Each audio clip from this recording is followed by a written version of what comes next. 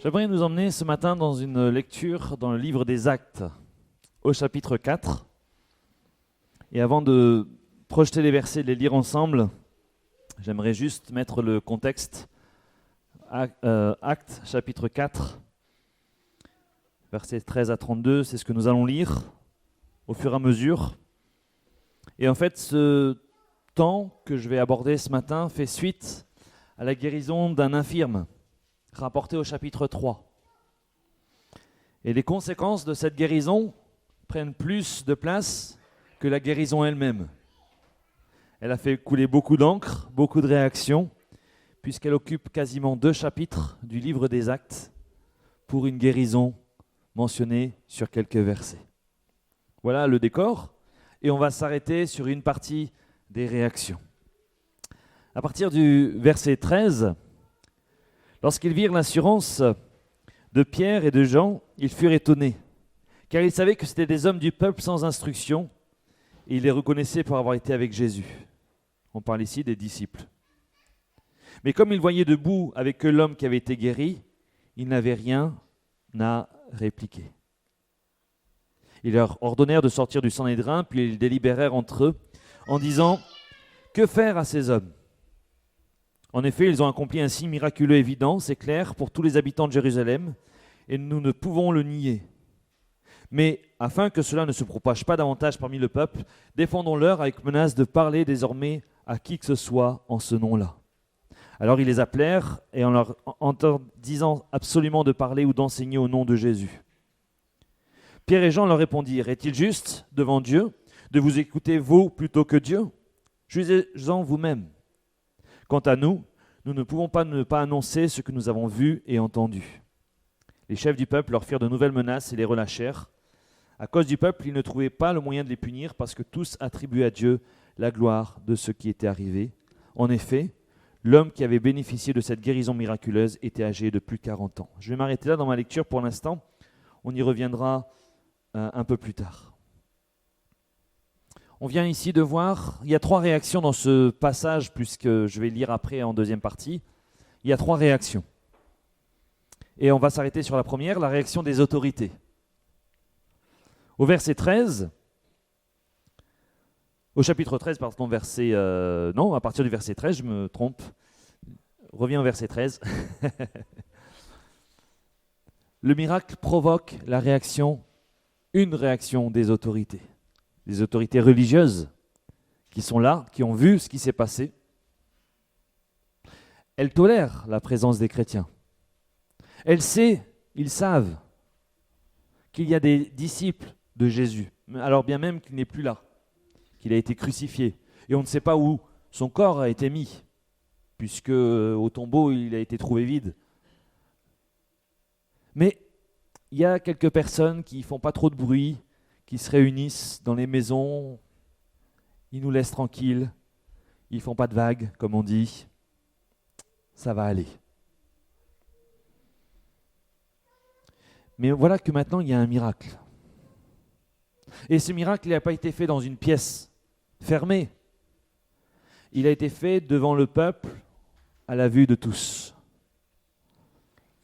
Et qui plus est, le peuple reçoit favorablement cela. Il y a des endroits où c'est hostile de vivre un miracle. Mais à ce moment-là, dans ce temps-là, ils ont reçu cela comme venant de Dieu. C'est ce qu'on vient de lire dans le passage. Et c'est donc une question de pouvoir, d'autorité, de qui gère et dirige. C'est toujours ça le problème. Encore de nos jours. Alors au verset 14, ils voient cet homme-là, debout et guéri. Ils ne peuvent que se rendre à l'évidence. Cet homme se tient sur ses jambes, lui qui était infirme. Alors pour nous qui marchons, on ne se rend peut-être pas compte, mais pour celui qui est allongé, se tenir debout sur ses jambes, waouh! Sûrement de la joie, sûrement une expression. C'est pas, même si on apprécie, c'est pas juste le petit bouton qui est parti de la main.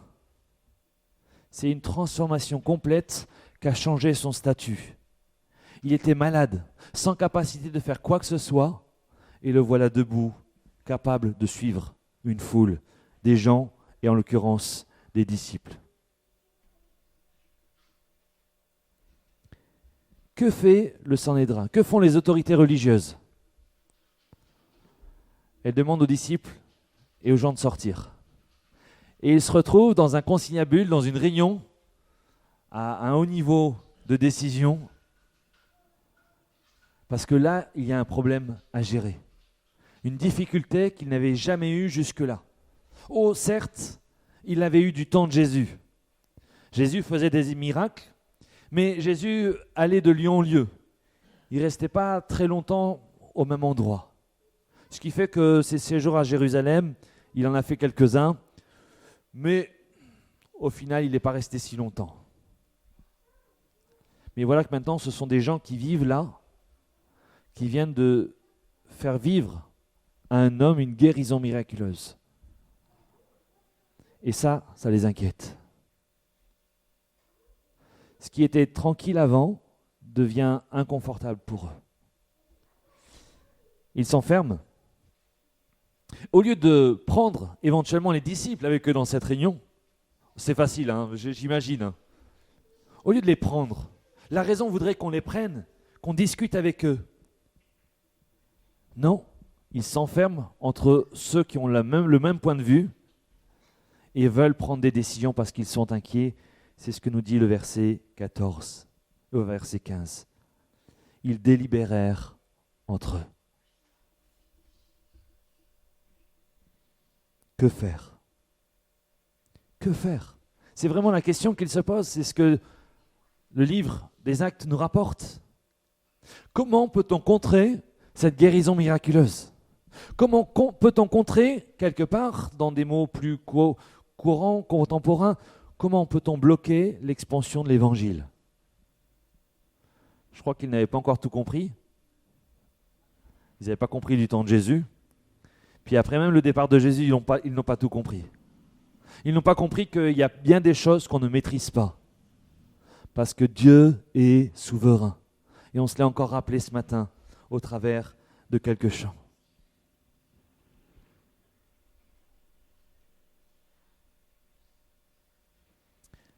Alors ce n'est pas juste que faire pour endiguer.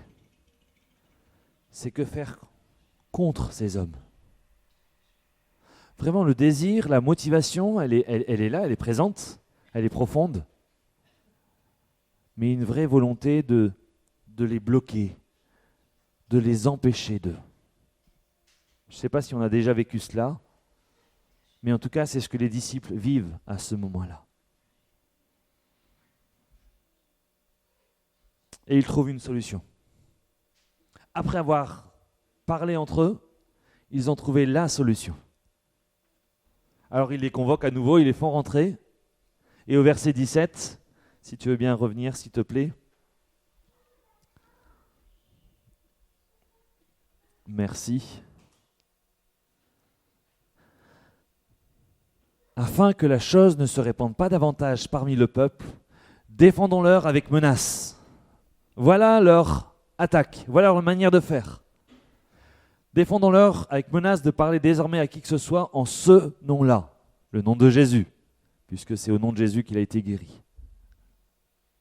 Voilà le plan d'attaque, de bataille, le plan stratégique de cette réunion en cercle fermé. Faire taire, intimider, menacer, interdire, réglementer. C'est tous des mots qu'on pourrait mettre à la place de ce verset ou pour donner l'essence de ce verset, on pourrait prendre ces mots-là. Quel est le but de la menace? Une menace, c'est une parole pour marquer une colère, soit verbale, soit au moins intérieure, ou un inconfort face à un danger. C'est un ressentiment. Et c'est aussi faire craindre le mal. Si jamais tu transgresses ça, attention à toi. C'était une menace. Les disciples l'ont entendu.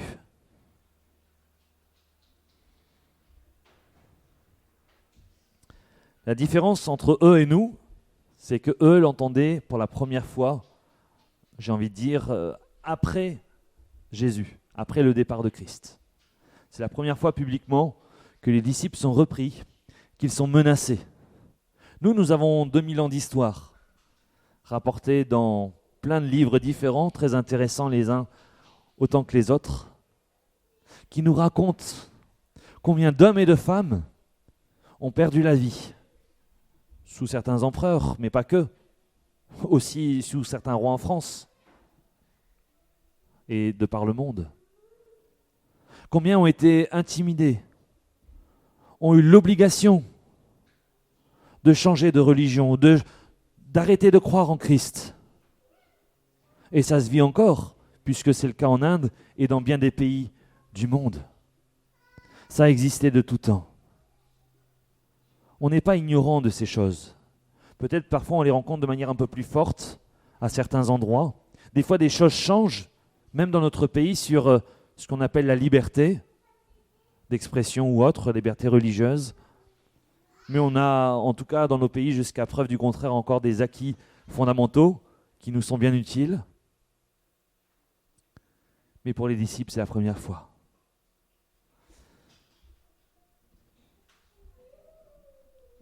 Voilà que ces hommes, le Sanhédrin, alors que, est-ce que tu peux mettre le verset 20, verset 19, voilà, encore juste derrière.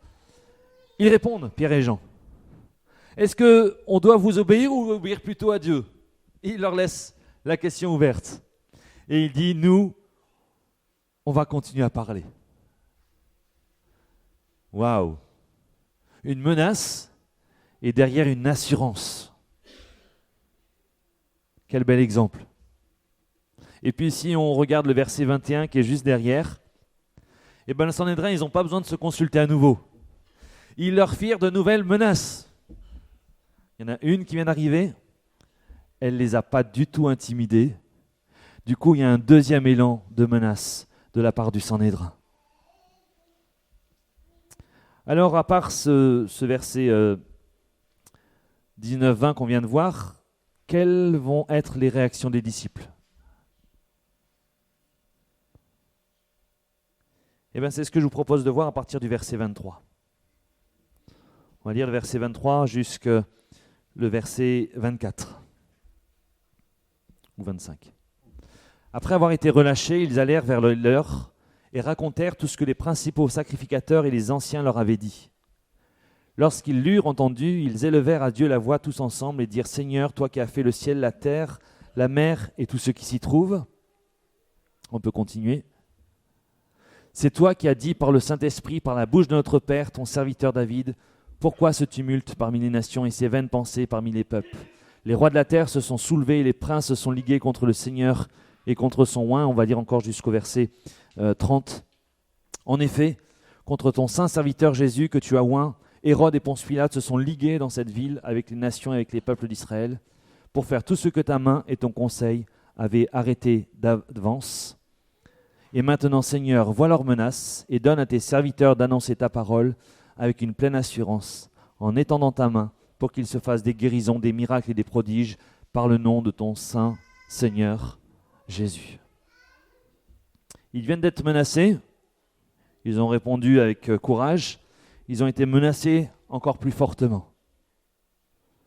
Et puis ils s'en vont de ce Sanhédrin pour retourner dans leur maison et c'est là que nous voyons la réaction des disciples. Que font-ils en sortant du temple? Ils vont vers les leurs. C'est ce qui nous est dit au verset 23. Ils vont vers les leurs. Besoin de rencontrer la famille, besoin de rencontrer l'Église, besoin de rencontrer ceux qui partagent la même foi, d'avoir de la communion. Ça a été vrai pour eux. Et je suis persuadé que c'est toujours vrai pour nous aussi. Rien de pire que d'être seul ou de s'isoler. Cet espace familial que nous trouvons au verset 23, c'est un besoin de communion, un espace de sécurité, un espace de solidarité. Tu peux me remettre le verset 23, s'il te plaît?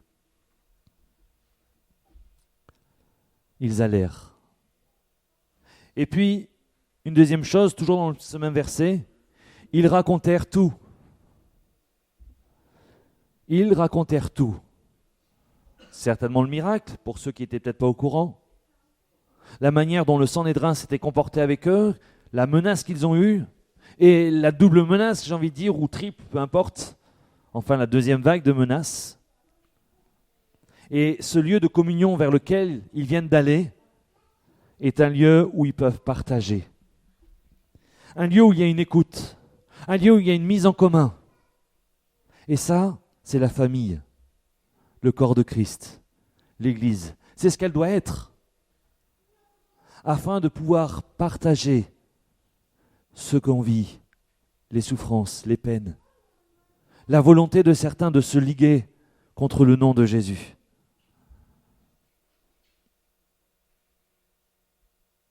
Et le fait de parler est déjà une aide pour soi, parce que nous ne sommes plus seuls. Bien sûr, je n'enlève pas l'Esprit Saint que Dieu nous a envoyé.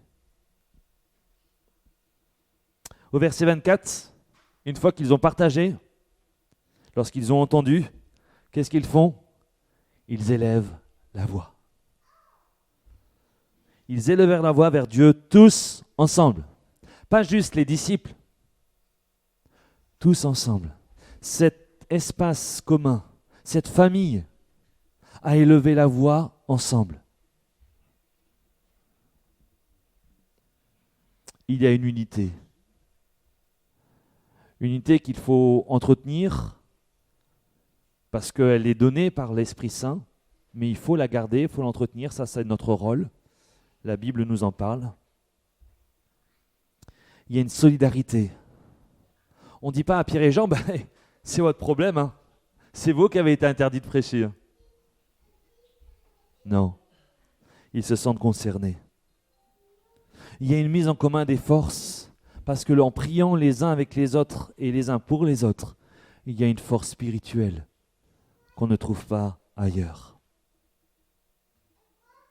Et puis la prière est aussi un endroit où on peut déverser tout ce qu'on peut subir comme souffrance, stress, menace. Et on le voit dans la prière. Bien sûr, ils élèvent le nom du Seigneur, et c'est ce qu'ils commencent à faire. Dieu, toi qui as créé, toi qui as fait, ça dépend des versions, ou Dieu créateur. On voit cette notion du Dieu qui est souverain, du Dieu qui est là et qui ne change pas. Dieu est à sa place et eux à la leur. Ils se tournent vers celui qui a tout pouvoir. Ils se tournent vers le Dieu de leur foi. Et c'est aussi la démarche que je nous invite à avoir. Il y a une position de soumission aussi. Le fait de placer Dieu à la tête, c'est-à-dire que je ne peux plus être à la tête. Et si je ne suis plus à la tête, c'est que je suis en dessous de lui, sous sa couverture, mais aussi parce qu'il est mon chef. Et la soumission n'étant pas un mot négatif, il faut bien l'entendre dans le sens de vouloir suivre Christ et de se plier à ce qu'il nous dit aussi. La deuxième partie, s'il te plaît, derrière, c'est toi qui, et après il développe avec le verset 26, oui voilà, c'est toi qui as dit, verset 25, c'est toi qui. Et il est parlé clairement de Dieu. Dieu est souverain et c'est lui qui a, par le Saint-Esprit, par la bouche de notre Père, ton serviteur David. Et on cite ici un verset, ou un psaume en particulier, c'est le psaume 2, qui, quand vous êtes dans les psaumes, n'est pas forcément attribué à David. Mais ici, dans les Actes, on l'attribue à David. C'est intéressant quand même. Donc si le Saint-Esprit les a conduits là, eh ben, il leur a dit aussi ce qu'il en était de sa parole. Et voilà une prière qui s'élève. Cette prière, elle comporte plusieurs choses. Une intercession. Vois leurs menaces. Dieu sait tout, évidemment. Il a toute connaissance. Mais c'est bon aussi pour nous de pouvoir formuler les choses. De dire à Dieu, voilà où nous en sommes. Voilà ce qui est réalité pour moi, pour nous. Il présente le problème au Seigneur. Et en présentant le problème, il lui remet aussi. Je ne sais pas vous comment vous auriez prié. Peut-être qu'on aurait prié, Seigneur, brise cette puissance de l'ennemi. Peut-être. On aurait eu d'autres prières. Il n'y a aucune prière contre les autorités. Vous pouvez relire le verset, vous pouvez relire la prière. Il n'y a aucune prière contre. Il demande par contre une chose au Seigneur. C'est au verset derrière, s'il te plaît, 27, 28. Non, 29, pardon. Là, vous avez tout le déroulé. Vois leurs menaces et donne à tes serviteurs d'annoncer la parole avec une pleine assurance. Voilà la prière de la communauté qu'elle a rassemblée avec Pierre et Jean. Il ne demande pas le feu du ciel. Il ne demande pas un aveuglement. Il ne demande pas je ne sais quoi d'autre. Il demande l'assurance pour pouvoir continuer à annoncer la parole de Dieu. Waouh! Pierre, Jean et les autres qui sont avec, vous êtes conscients de la menace du Sanhédrin?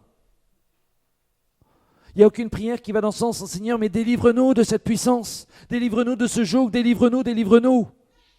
Et ça ne veut pas dire que ce type de prière n'est pas bon.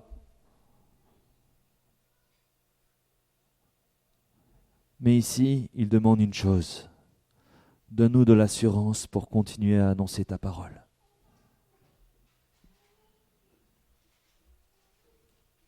Cette prière n'est pas pour un besoin personnel, par rapport à leur vie qui sont menacés, mais elle est tournée vers les intérêts du royaume de Dieu. Et j'aimerais nous interpeller, et je me sens interpellé tout en le redisant encore.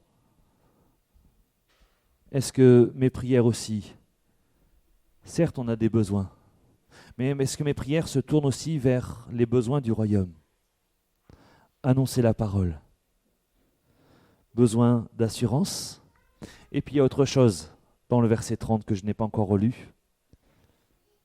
En étendant ta main, non, qui était pour qu'il se fasse des guérisons, des miracles et des prodiges par le nom de ton Saint Seigneur Jésus. Cette capacité, cette assurance pour annoncer la parole, ce n'est pas pour montrer qu'on est le meilleur endroit du monde. Ce n'est pas pour montrer qu'on a beaucoup de courage.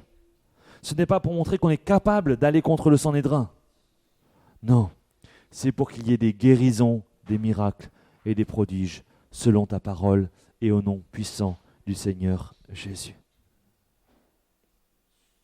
Et c'est là qu'il y a une troisième réaction. Et j'aimerais que tu puisses me mettre le verset 31, s'il te plaît. Quand ils eurent prié, le lieu où ils étaient assemblés trembla, et ils furent tous remplis du Saint-Esprit, et ils annonçaient la parole de Dieu avec assurance. La multitude de ceux qui avaient cru n'était qu'un cœur et qu'une âme. Nul ne disait que ses biens lui appartinssent en propre, mais tout était commun entre eux. Ils furent tous remplis du Saint-Esprit, ils annonçaient la parole de Dieu avec assurance, quand ils eurent prié. Voilà l'action de Dieu. Voilà la réaction de Dieu. Suite à une prière qui est en lien, qui est en phase avec les besoins du royaume, avec l'annonce de l'évangile. Alors, Dieu répond. Que nous apprend ce texte que j'ai parcouru assez rapidement? Besoin d'être ensemble. Besoin d'être unis ensemble. Besoin d'avoir les cœurs tournés ensemble vers notre Dieu. Non pas, et ça ne veut pas dire qu'on ne doit pas le faire, prier pour nos besoins, mais avec un regard tourné vers ce que certains, et ce que j'ai repris là, les besoins du royaume, c'est-à-dire annoncer l'évangile afin que le plus grand nombre puisse entendre et croire. Parce que rappelez-vous, comment pourront-ils croire s'ils n'ont pas entendu?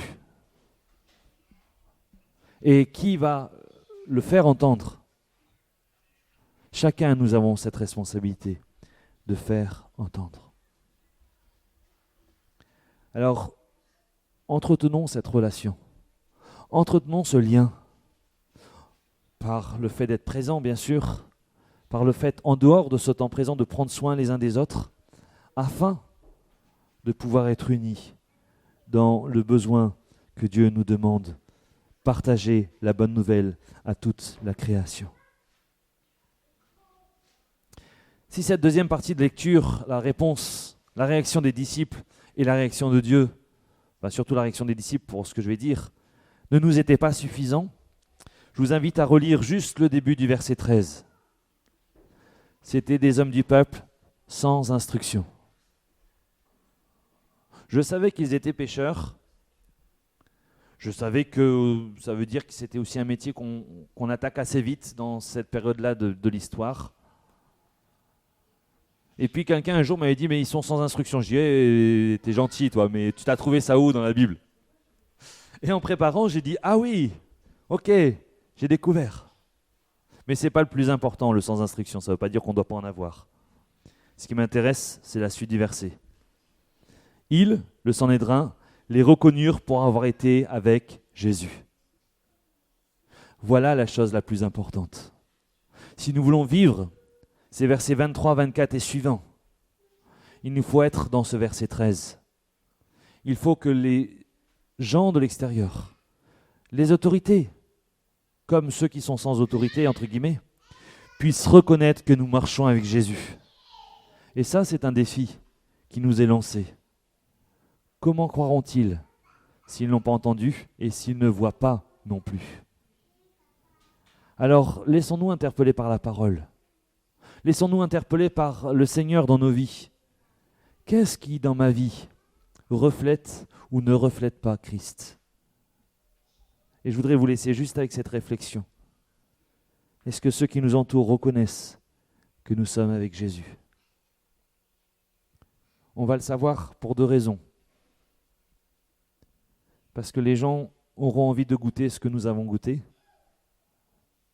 Et parce que d'autres, ça sera une autre réaction, s'opposeront justement parce que la présence de Christ au travers de notre vie est tangible. Est-ce que je suis témoin? Est-ce que je vis? Est-ce que c'est reconnu? Alors ne soyons pas étonnés après qu'il y ait des persécutions, qu'il y ait des oppositions, qu'il y ait des menaces. Et nous en aurons certainement plus encore dans l'avenir. La Bible dit. Donc ce n'est pas une surprise et une prophétie que je vous propose là. Mais demandons l'assurance du Seigneur pour pouvoir continuer à vivre notre foi, peu importe les circonstances, et l'Église persécutée. Le témoignage de l'Église persécutée n'est juste qu'un encouragement très fort pour nos vies à suivre Christ. Seigneur, merci pour ta parole.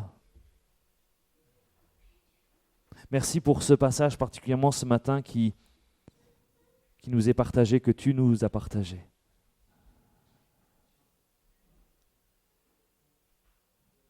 Je te prie vraiment que nous puissions ne pas être inquiets des menaces, mais trouver cette communion les uns avec les autres et en toi avant tout. Donne-nous de ne pas tanguer, de ne pas être comme submergés, mais que notre confiance reste et réside en toi. Seigneur, merci pour ta grâce. Merci parce que tu réponds aussi favorablement, comme nous le voyons dans cette prière, à la suite de cette prière. Et nous voulons, Seigneur, apprendre de cela pour notre vie personnelle et notre vie communautaire. Donne-nous d'être à ton image et que le monde voit que nous marchons avec toi. À toi la gloire, Seigneur. Amen.